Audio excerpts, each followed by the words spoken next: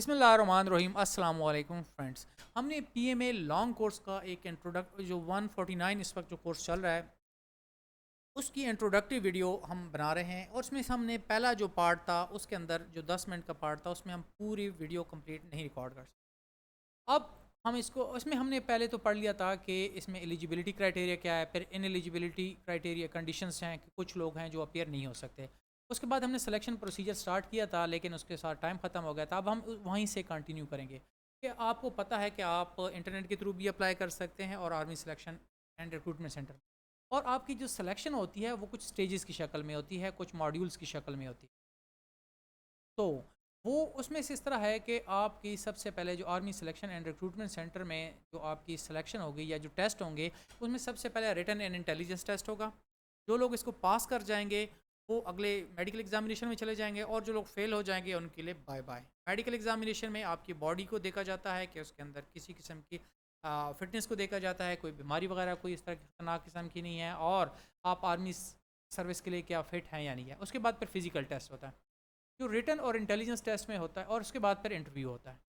Written and intelligence test में सबसे पहले इंटेलिजेंस टेस्ट होता है। इसमें आपकी माइंड की शार्पनेस और मेंटल कैपेसिटी को चेक किया जाता है। ये जिस तरह के यहाँ आपको दिया हुआ है, मैंने आपको एक एग्जांपल दे दिया है कि एक सीरीज़ दी हुई है, इस सीरीज़ में आगे जाके क्या आएगा। तो ये एक एमसीक्यू बेस का टेस्ट है। इसी तरह ये फिगर्स, ये कि नॉन वर्बल टेस्ट होते हैं, इसमें कुछ फिगर्स दी गई होती हैं, आपने इस फिगर की मूवमेंट को समझना है। इसको देख के परेशान नहीं होना, ये बहुत आसान सा है। इसके लिए मैं आपको सेपरेट वीडियो में भी बता दूंगा और आप इसको बहुत जल्दी समझ आएंगे। तो खैर उसके बाद फिर आपका रिटन टेस्ट होता है। रिटन टेस्ट में इस तरह होता है कि आपके इंग्लिश, मैथ, पाक स्टडी, इस्लामियात और जनरल नॉलेज के कुछ क्वेश्चंस होते हैं एमसीक्यू बेस्ड। आपने इसको कंप्यूटर के ऊपर करना होता है, और जब ये टेस्ट आपका पास हो जाता है तो फिर आप फिज़िकल टेस्ट के लिए रेडी हो जाते हैं। फिज़िकल टेस्ट में आप लोगों ने किट वगैरह और जॉगर्स वगैरह पहन के जाने हैं, क्योंकि ये काम इस तरह है कि आप नॉर्मल कपड़ों में नहीं कर सकते। इसमें 1.6 किलोमीटर की रनिंग होती है और 8 मिनट में आपने इसको कंप्लीट करना होता है। पुलअप्स, पुलअप्स इस तरह होते हैं जिसको हम चिनअप भी कहते हैं कि एक पोल लटका हुआ होता है, उसके साथ आपने ऊपर की तरफ अपनी बॉडी को पुश करना होता है, और 2 मिनट के अंदर आपने 3 रेपिटेशन करनी होता है। पुशअप्स आपने देखा होगा, ज़मीन के ऊपर लेट के हम अपने हाथों के ऊपर ज़ोर डालते हैं और इस तरीके से हम ऊपर और नीचे मूवमेंट करते हैं, और ये आपने 2 मिनट में 15 रेपिटेशंस करनी होती है।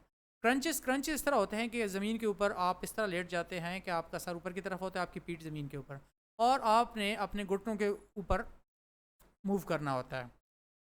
और डिच क्रॉसिंग होती है, 7.5 फीट का टोटल डिच होता है, उसके ऊपर आपने क्रॉस करना होता है। इसमें अगर आप फेल हो जाते हैं तो फिर भी आप फेल हो सकते हैं, फेल हो जाते हैं। तो इसकी भी आपने तैयारी करें, स्पेशली जो कैंडिडेट शहर से आ रहे हैं उनको चूँकि इन चीज़ों की प्रैक्टिस नहीं होती है, उनका वेट भी ज़रा ज़्यादा होता है, तो आपने इसकी ख़ास तैयारी करनी है। नहीं तो यूट्यूब पे ऊपर इसकी बहुत सारी वीडियोज़ अवेलेबल है कि इस टेस्ट को आपने किस तरह क्लियर करना है। लेकिन आपको कम से कम हफ्ता की तैयारी चाहिए होगी। उसके बाद फिर जब ये चीज़ हो जाती है तो फिर आपका मेडिकल टेस्ट होता है। मेडिकल टेस्ट में आपने आपका ये देखा जाता है कि आप जिस तरह मैंने पहले बताया कि आप आर्मी के लिए फ़िट हैं या नहीं है। इसमें आपकी आई साइट चेक होती है, इसमें आपके कान चेक होते हैं, बॉडी की शेप वगैरह चेक की जाती है, कोई पार्ट टूटा वगैरह तो नहीं है, तो ये सारी चीज़ें जो है ना, या डी शेप तो नहीं है, तो ये चीज़ें देख के उसके बाद आपको फ़िट कर दिया जाता है। इन चीज़ों के बाद फिर आपका इंटरव्यू होता है। इस इंटरव्यू में जो आपका सिलेक्शन सेंटर के अंदर ही होता है, और हर each candidate will be given 20 marks. तो खैर ये आपने देख लेना कि इसमें 20 मार्क्स होंगे आपके।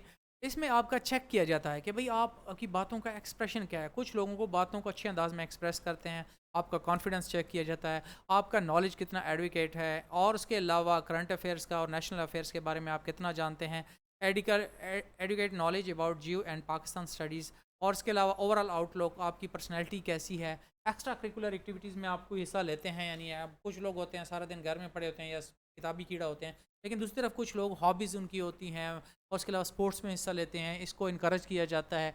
और इसके अलावा कोई भी ऐसी चीज़ जो उसको पैनल अच्छा समझती है उसके नंबर दे सकते। फिर उसके बाद है फर्दर सिलेक्शन। फर्दर सिलेक्शन से मुराद ये है कि जब आपकी यहाँ से सिलेक्शन हो जाती है सिलेक्शन सेंटर के बाद, उसके बाद फिर जो लोग इंटरव्यू वगैरह सब कुछ क्लियर कर लेते हैं, तो फिर इस तरह होता है कि आपसे डॉक्यूमेंट्स आईसीएसबी के फ़ेल करवाए जाते हैं। आईसीएसबी के बारे में मैं आपको थोड़ा सा बता देता हूँ कि ये इससे आईसीएसबी से मुराद है इंटर सर्विसेज सिलेक्शन बोर्ड। ये एक स्पेशल बोर्ड है जो कि देखता है कि जो कैंडिडेट्स है क्या वो आर्म फोर्सेस के लिए क्या वो फिजिबल हैं या नहीं है, उनके लिए फ़िट हैं या नहीं है। अब वहाँ मुख्तलिफ़ किस्म के आपके टेस्ट होते हैं। तो खैर सबसे पहले जो लोग यहाँ से सिलेक्ट हो जाते हैं उनको आईसीएसबी भेजा जाता है। पाकिस्तान में 4 आईसीएसबी के सेंटर्स हैं जो कि कोहाट, गुजरावाला, मलीर और क्वेटा में अवेलेबल हैं।